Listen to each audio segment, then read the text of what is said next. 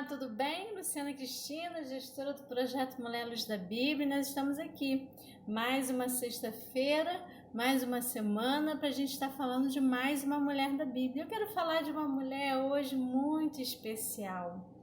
Eu quero falar de Isabel, a esposa de Zacarias. Essa palavra se encontra no livro de Lucas, no Evangelho de Lucas, capítulo 1. Quem conhece essa história?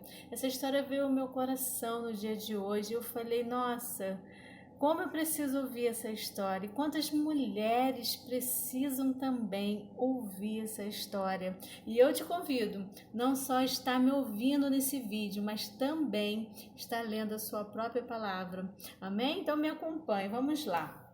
A gente vai ter que ler um pouquinho para a gente poder entender ali o contexto da história. No capítulo 1, a partir do verso 5, a palavra ela é anunciada assim, ó, o nascimento de João Batista.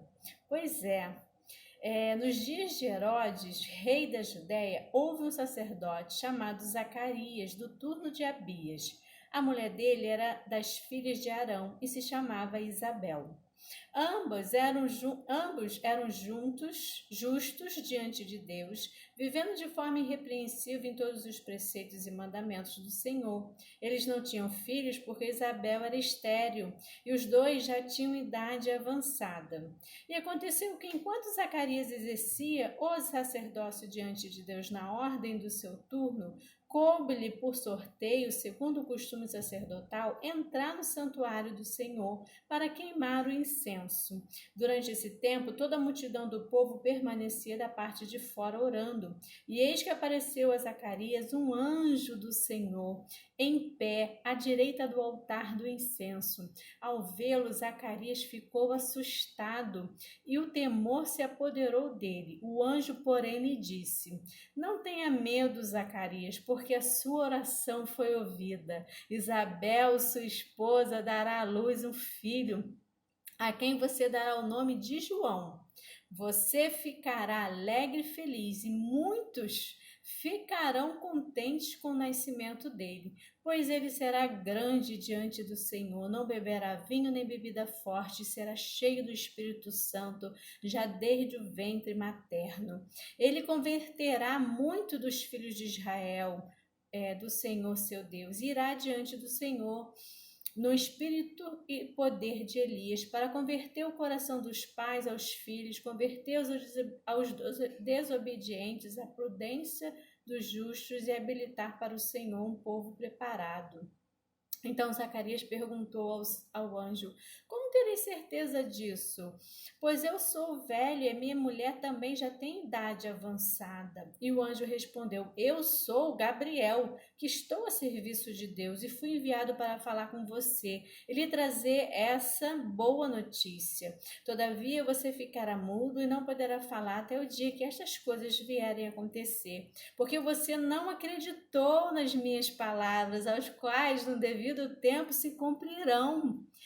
O povo estava esperando Zacarias e admirava-se da demora dele no santuário. Quando Zacarias saiu, não lhe podias falar palavra. Então entenderam que ele havia tido uma visão no santuário. Expressava-se por sinais e permanecia mudo. Aconteceu que, terminados os dias do seu ministério, Zacarias voltou para casa. Passados esses dias, Isabel, mulher de Zacarias, ficou grávida. E ela não saiu de casa durante 5 meses, dizendo: Foi isto que o Senhor me fez ao contemplar-me para acabar com a minha vergonha diante das pessoas. Que palavra linda, né? Pois essa palavra ela veio ao meu coração porque às vezes nós oramos e buscamos algumas coisas ao Senhor, sonhos, projetos, pedimos algumas coisas ao Senhor. Tentamos de todas as formas, na medida do possível, fazer tudo aquilo que é certo, para que possamos nos sentir assim, merecedores das bênçãos de Deus. E aí, tudo aquilo que a gente pede, sonha, deseja realizar ou conquistar, o tempo vai passando, né? O tempo vai passando e a gente não alcança. Aquilo não acontece. Não era diferente na história de Isabel e seu esposo Zacarias. Zacarias, ele servia no templo. Zacarias era um sacerdote, estava a serviço do povo, ministerialmente falando. E Isabel, como esposa de um sacerdote, também devia ter ali as suas regras, as suas condutas, né, para poder ser esposa dele, poder acompanhar ele, porque para ser um sacerdote ele precisava também ter uma casa, ele não precisava ser ele somente justo. Eu acredito que a sua casa deveria ser justa, a sua esposa deveria ser justa, uma vida de justiça para que ele pudesse estar servindo no sacerdócio, como é até os dias de hoje. Então, quando eu vejo a história de Zacarias e Isabel, como assim eram justos diante de Deus, serviam no santuário, né? Homens tementes ao Senhor, fazendo o que era reto e correto, e mesmo assim Isabel era estéril. Eu já expliquei aqui em vários vídeos, porque quando a gente fala de mulher, a gente fala das necessidades e dificuldades das mulheres. E aí eu já falei aqui em vários vídeos como era importante naquele tempo uma mulher ter filhos, uma mulher ser fértil, como era importante para um homem deixar a sua descendência. Mas o que me chama a atenção, que apesar da esterilidade, apesar de já terem passado muitos anos, porque Isabel, a palavra diz que ela já era velha, eles continuavam fiel no seu sacerdócio, no seu serviço ao Senhor, na sua justiça, no seu temor ao Senhor. Não é porque o Senhor não operou o milagre, não é porque o Senhor não atendeu a necessidade de Zacarias e Isabel, não tirou a esterilidade de Isabel, que Isabel chutou o balde e falou: eu não quero mais saber de nada, não vou mais para a igreja, não vou mais orar, eu não quero saber de mais nada, eu não quero saber de mais desse Deus. Não é porque Deus não deu um filho para Zacarias que Zacarias chutou o balde também, eu não quero mais ser sacerdote, não vale a pena, não. Eles permaneceram firmes, fiel, porque aquilo que eles desejavam não era nem 1% daquilo que eles tinham sobre as suas vidas diante de Deus. E ter algo nessa terra tão momentânea, ter algo nessa vida que é algo tão passageiro, a gente vive 70, 80, 90 anos, vamos supor que você viva 100 anos, é passageiro diante da eternidade que ainda nos espera. E aí o que me chama a atenção, que mesmo eles fazendo o serviço deles sacerdotais, menos ele estando dentro da presença do Senhor, os seus desejos ainda não tinham sido atendidos. E aí quando o anjo aparece para Zacarias e diz para ele: olha, sua oração foi ouvida. E ele ficou tão espantado que ele não acreditou. Ele falou para ele: mas como? Como eu poderei? Minha mulher é velha, é estéril. E aí o anjo disse para ele: eu sou Gabriel, a serviço de Deus, e porque você não acreditou, você vai ficar mudo. E assim às vezes somos eu e você. Não acreditamos nas promessas de Deus, não acreditamos naquilo que a palavra diz sobre mim, sobre você, sobre a sua vida, sobre a sua casa. E aí nós ficamos, sabe como? Mudos de esperança, mudos, sabe, de confiança, mudos para profetizar sobre a nossa vida. Nós nos calamos. Nós não queremos nem mais tocar nesse assunto. Não, esse assunto aí eu não quero nem mais saber disso, não. Isso aí eu já desisti. Quantas vezes eu já disse isso para mim mesma? Ah, ter filhos novamente, casar, ter uma família, conquistar isso, conquistar aquilo, não quero mais não. A gente mesmo já diz que já acabou, que já desistiu. A gente fica mudo. Quando toca no assunto, a gente sai até de perto, porque machuca. A gente diz que não quer nem mais sonhar, não quero mais sonhar não, porque sonhar machuca. Mas sonhar é algo que às vezes não depende da nossa permissão. Vira e volta, a gente olha uma cena, olha uma situação, por exemplo, a gente vê alguém tendo algo que a gente tanto desejou na vida inteira e a gente olha e pensa, como eu gostaria de ter isso. Sonhar é algo que sai de dentro da gente, sabe por quê? Porque o Espírito Santo de Deus mora dentro da gente. Há uma fagulha de Deus dentro da gente. E Deus, Ele é amor, Ele é esperança, Ele é Deus do impossível, dono de todo o poder. Ele pode mudar histórias.